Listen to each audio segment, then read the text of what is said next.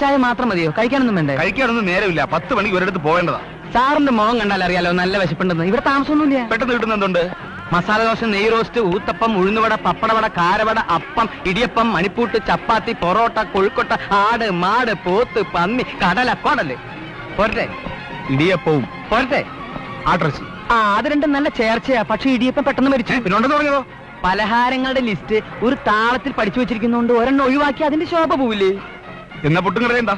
എന്റെ ഈശ്വര, അതും ഇല്ലേ? ഉണ്ട്, ഇപ്പൊ കൊണ്ടുവരാം. എന്താ വട? വട ഞാൻ ചോദിച്ചില്ലല്ലോ.